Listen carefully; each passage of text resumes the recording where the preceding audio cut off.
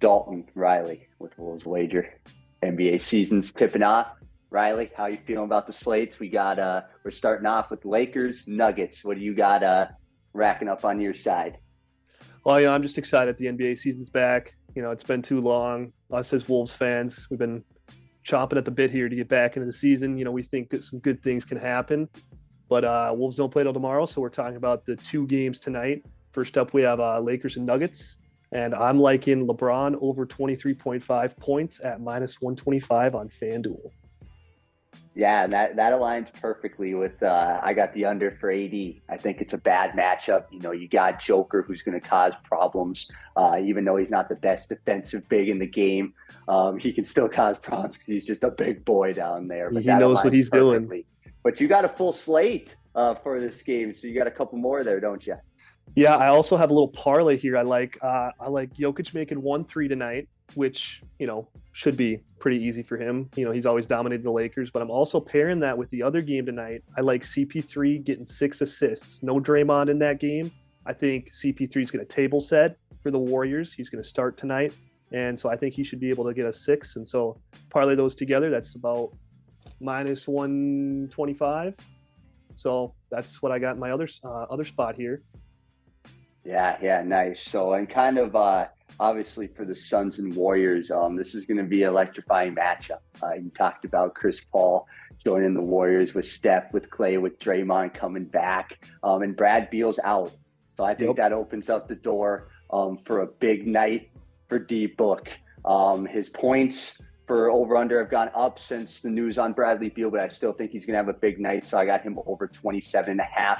And just kind of for comparison, Steph is, I think, 29.5. So I think D-Book with Brad Beal being out, he's going to get some more shots. I think him and KD are going to work well together tonight. I got Suns money line as well to kind of add in on that matchup. And I think you got a fun one as well for the Suns Warriors here too. Yeah, I'm pumped for that game. I'm on Clay a little bit because a little bit of, there's a little bit of beef there between him and Book, some friendly beef, but I think Clay's in a little bit of a prove-it scenario here where him and the Warriors are far off from what everything I'm seeing on contract extensions. So it appears that he's going to be unrestricted next year. So I think he comes out this game, his line set at 20.5 points. I think he crushes that. In his last two, I think, versus Suns last year, 38 and 29 in his last two versus them. So I think that's a good spot for Clay to come out and score some points here in a prove-it year. Yeah, and I think that leans in perfectly. So I think D-Book's going to have a big night. I also agree. I think Clay's going to come out and make some shots. I think he's going to test free agency this offseason. I agree with you on that. So I'm taking the Suns Warriors over 233. Last two matchups have been over. I'm going to continue that into this season, even with Brad Beal out. I think D-Book and Clay are going to have big nights. Yep, I'm pumped for that game. And basing, off that, we're going over that game. I think the Nuggets-Lakers game, to go back to that, I think that one goes under. Last year, they played on the 25th, I believe. Not sure if that was opening night or not. I believe it was. And that game went under in a similar type of line. So I think it's going to be a feel-it-out game as, Nuggets might have some of that championship hangover. And the Lakers, they got some new additions here. Bron in, season 22 now? Is that what he's in, 21? Yeah, isn't that crazy? So I think that game goes under, but that's what we got here. And then I also have Nurkic over 9.5 boards is the last prop. Yeah. I think I really like that addition for the Suns. Ayton, maybe his whole mindset, and I think he's a good fit over there in Portland, but he wasn't fitting what the Suns needed and wanted from him. Not at all. Nurkic, a perfect veteran to come in, knows his role, isn't going to cause problems. He knows he's out there to rebound and play a little bit of defense. So I think over 9.5 boards at plus money, by the way, is a good prop bet. So that's what we have for kind of our straight bets here. And now we'll lead into a bit of our long shots. You have a first basket for Nuggets Lakers, I believe. Yeah. So I'm going to roll with my man D'Lo. I think AD is going to actually win the tip over Joker. D'Lo is going to get it, come off the screen, and hit one of those patented mid-range jumpers to start the NBA season off. And that's I think plus 2,200 or something crazy. So I'll sprinkle a little bit in there for sure.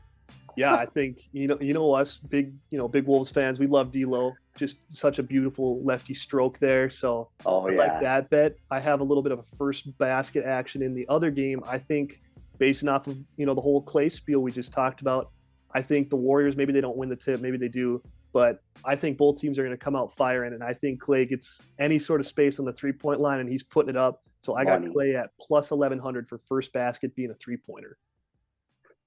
Nice. But I think one of the ones that we were talking about a little bit earlier, and I think I'll let you dive in a little deeper. I think you got one more that has to do with maybe a head coach, maybe winning an award possibly. So I'll let you kind of finish us off here.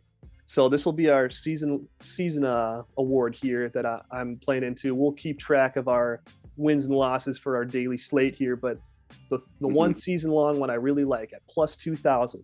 And a little bit of bias here from us, but Chris Finch, Coach of the Year. And I just think the Wolves are built to be a good regular season team. They're going to win a lot of games if they stay healthy. Last year, they finished as the 8th seed, which is fine. But this year, fully healthy, Anthony Edwards taking another step. I think they can be like the Kings a bit, where they fly up the standings in the regular season. And that's where the Coach of the Year voting is. Like, Mike Brown, right? He won it last year with the Kings. Like, that's just how they vote. They're not going to give it to, Big Bud isn't in Milwaukee anymore, but they're not going to give it to Kerr with the Warriors. They're not going to give it to Malone. It's not these proven coaches that have been, there before. They're going to give it to a guy like Finch, who gets his team competitive and is in a bit of a smaller market. So that's what I like for my long shot of the year. Yeah, and I think that's going to lean in perfectly to the next episode. I know I got a really hot take that everybody's looking forward to, but kind of give us a little rundown on the future slate of the Wolves wagers. So yeah, this channel is going to focus a lot on the Timberwolves. I mean, we're big Wolves fans. Big year from them we're anticipating. So lots of maybe some post-game breakdowns, maybe some previews, maybe just talking about the team in general, some trade ideas that could happen. Just anything Wolves related will be on this channel, but we'll also be doing like what we're doing right now for this first video, talking about the NBA slate and props that we like throughout the season and giving you guys some gambling advice.